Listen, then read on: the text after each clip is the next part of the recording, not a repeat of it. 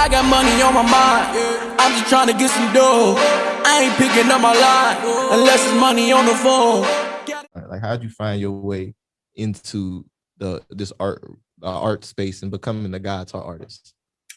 Oh, well, that's a story within itself. That's a story on top of a story. But I've been drawing since I was little. I picked up my first crayon at 3 years old. I've been taking art classes since grade school. My mama was real strict, so I couldn't do sports. I couldn't do practically anything. So I really kind of put all of my energy into creating. And went to college, went to Sam Houston State for Bachelor's of Fine Arts for a semester, and withdrew because I was trying to go to TSU. Didn't work because my degree wasn't supported there. So I got sidetracked with the tattoo industry. Did tattoos for a second, actually for 2-3 years. And then if y'all want to read upon that, you can check out my blog on my website. But aside from that, I went full time back in 2016. And it was something that I was praying on for a while. And because of all the mishaps that I went through with the tattoo industry, my parents weren't too fond of that. They were like, no, baby, I think you should go back to school. I think you should, do this as plan B. And I'm like, no, like, this is my calling. This is what I'm supposed to be doing. I'm making more money doing what I love versus being on a 9-to-5. And at that time I was working at Forever. So I would be up like 2 a.m. to 7 a.m. just painting. And after taking that step, that leap of faith, I was like, man, it was scary first trying to get off that cliff, but after you dive in and you start swimming in your purpose, that's a whole nother feeling. And so I embraced it fully. And, entrepreneurship is not easy, but it's worth it when your heart's in it, especially when you love doing what you're doing and it don't feel like work to you. So. And you definitely got some things in that I want to get into. And I think the first thing is you choosing your degree in fine arts, because I ain't even gonna lie, even on this show, I've said it before, like, unless you're really, really serious about it, a finance degree is useless. That was something I said, and that was ignorance from me. But what made you choose the fine arts thing? Because I know in America, like, the arts is something that we kind of lost touch with as a full-time business or like as a way of living. So what made you choose that to say, okay, this is something that I can see myself actually excelling in? Because it's original. And aside from just contemporary arts or things that you see in the museum, it doesn't reflect us. So I felt like I needed to step in and create something that can reflect us. And when our generations grow up and see the work, they look at it and they see themselves in a uplifting light. They see themselves in a way that can give them courage to go out into the world and know that they are powerful, know that they have something within them that says, I am a king, I am a queen. So I felt like that was needed in this industry. I felt like it was needed for our people to see that they are beautiful because we are condemned and oppressed so much.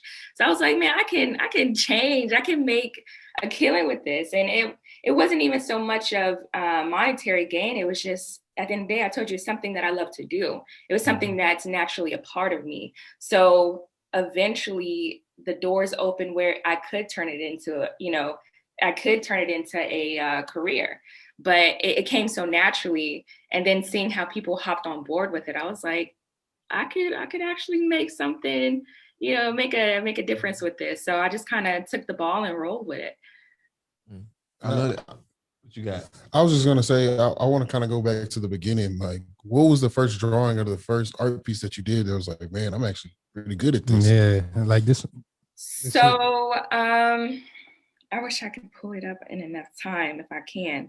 But back when I was working in the tattoo business, I would start painting, because I didn't start painting until like 12th grade. And even then I wasn't really tampering with it. But the first piece I did was of Lil Snoop. And Lil Snoop, really Hey. from Jonesboro, Louisiana? Yeah. Hey man, shout out.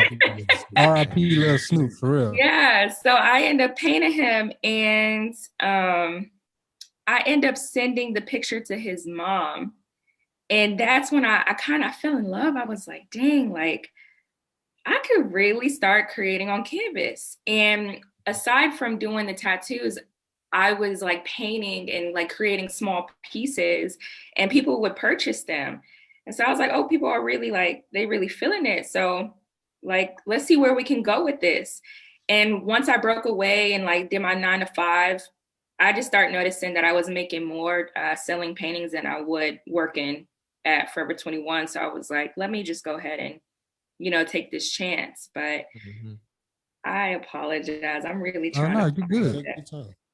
But yeah, that was the first piece that kind of encouraged me to really tap into painting that much more.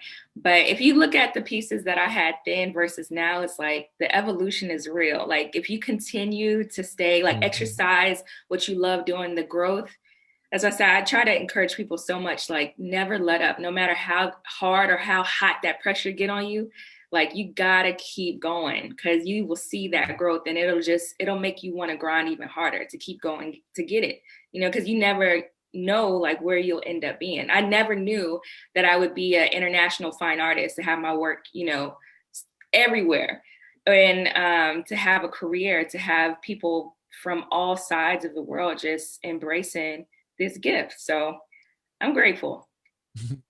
I love it so much, and I think it's a lesson, just like not even just with art, but just with business in general, that it started with you identifying a need. Like you looked at the market you were in, the thing that you wanted to do, and you were like, this isn't here. My people aren't being served. And the fruits to everything that you reaping now is because you just started. You didn't have an idea it was going to become what it became, but it all started with a need.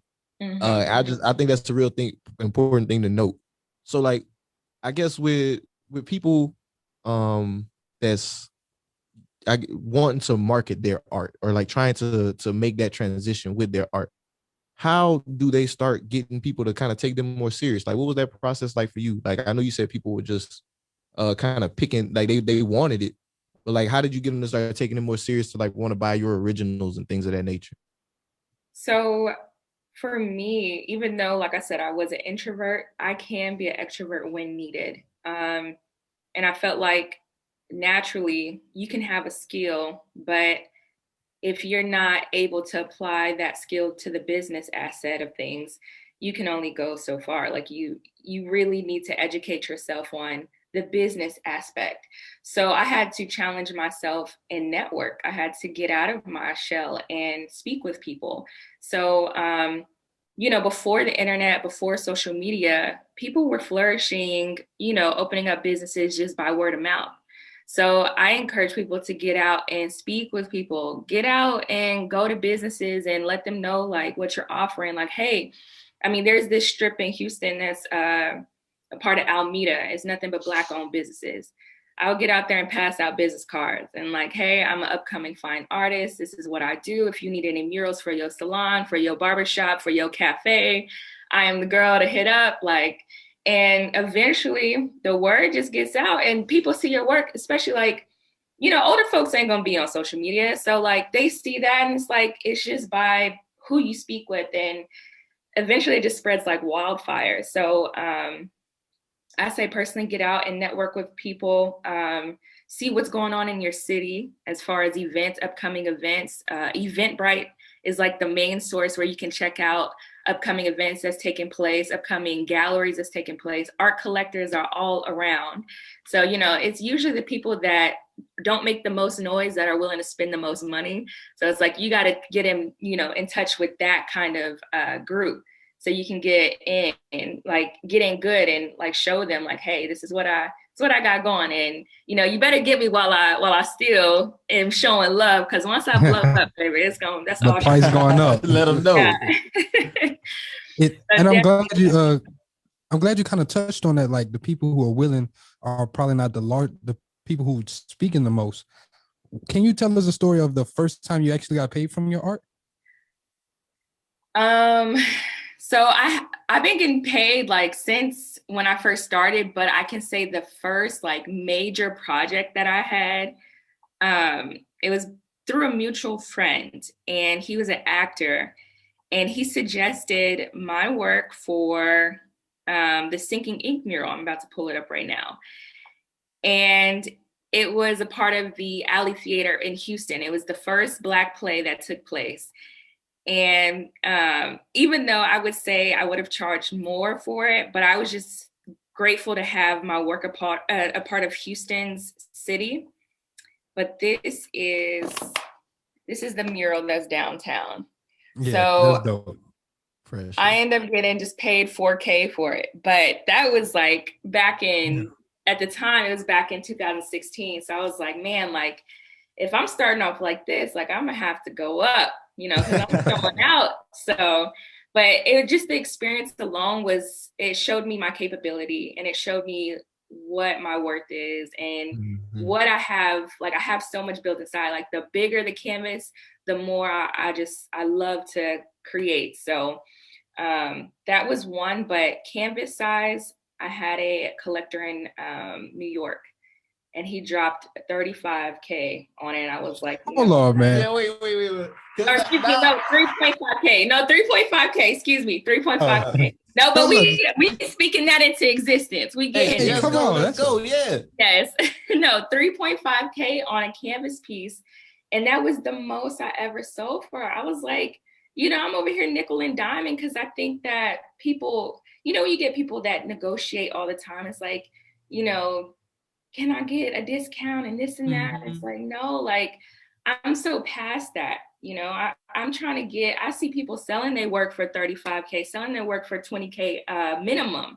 And it's just like, you have to, once you know your worth, you have to adjust your audience to such. So that's what I'm working on now. I'm trying to transition, breaking away from the mainstream and get into the conversation of the big dogs. So yeah, but I feel it. I look, and I'm glad we're having this conversation with it, because it really made me think more on like pricing with art. Like, how do you determine the price of your art? Like, I know you mentioned you see your value from what you create. Like, is there a certain way people like appraise it or something like that? Like, how does that part of it work? So one, what has helped me the most starting out was by size. So the size of the canvas. And I would create, like when I was doing commissions is like a formal word of just like art requests. Like if you want something painted, and I basically create it for you.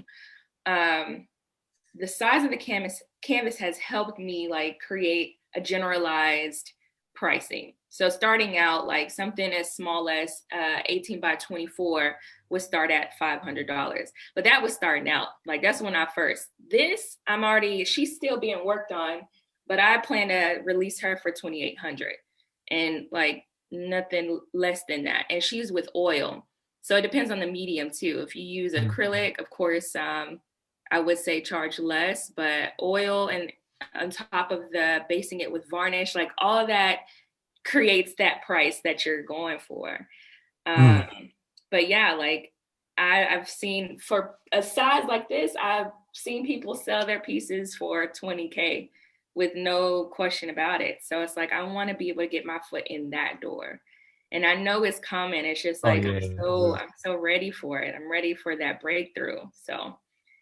But just like you said, it's the compounding effect. Like, it started off, you did that mural for $4K, and now I'm pretty sure you if somebody want that same mural, it's gonna be higher. Like, it's just of course, continue.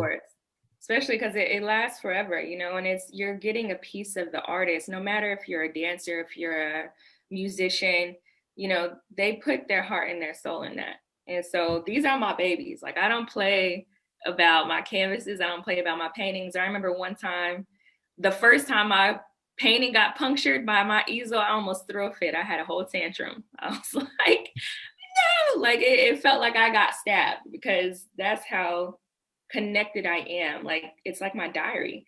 It's how I express myself. So to me personally, I feel like it's priceless, but if I had to put a price on it, I'm gonna put a price on, I feel like what it's worth and what I feel like it should go for. So What's the average time it takes you to finish like a piece like that that's behind you? How long does it take you to finish that? So she has about 8 more layers to go at this rate. You said layers? What? Mm-hmm. Jesus. Right now she's only on layer 5, and it took me like 3.5 weeks. I had to at least make her presentable because I had just went to Atlanta to do a showcase with Creative Canvas. So I was like, let me make her look, presentable, but she's not done. So I'll probably give her another month. But the only thing about that is when people see that, they feel like you're a machine and they expect it to be done. It's like, when is it done? Like, when are you releasing it? It's like, I'm taking my time. Mhm. This is by hand. This is not a print. Like, I have to create her by hand. So yeah, I give her about another month. So for something like this, 2 months, 2 to 3 months, depending on how complex it is. Yeah. So how long did it take you to do that mural in Houston? So that one, because of the size, I know it seems like it would take that long, but it only took me 3.5 weeks too. I was out there every day for like 6 to 8 hours. I was so dedicated and so in the zone. Sometimes I'll be so in the zone for 10 hours straight and not eat. Like that's how, like in the zone. And it's like, it's an amazing feeling. I want to get back to that. I haven't I'm been. taking the weather was amazing through these 3 weeks too. Yeah.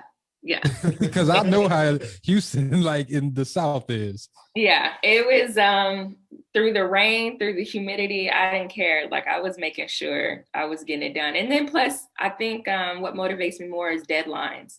When I don't have deadlines, I kind of just take my time. But of course, it was for a play, so I was like, we gonna make sure that this is good. But like I told you, the bigger, the better for me. And the bigger, when it's bigger, for whatever reason, I tend to finish it faster, maybe because I am so zoned out. Like, I'm just like, nothing can stop me. I don't know if y'all seen, what was that movie that just came out, the little animated movie with the black guy? Soul. Yeah. When he was in the zone. Yeah. That's how it really be. It's like your spirit is in a whole nother place. You just be so focused. So it's amazing. That's crazy. That's crazy. I got money on my mind. I'm just trying to get some dough. I ain't picking up my line unless it's money on the phone.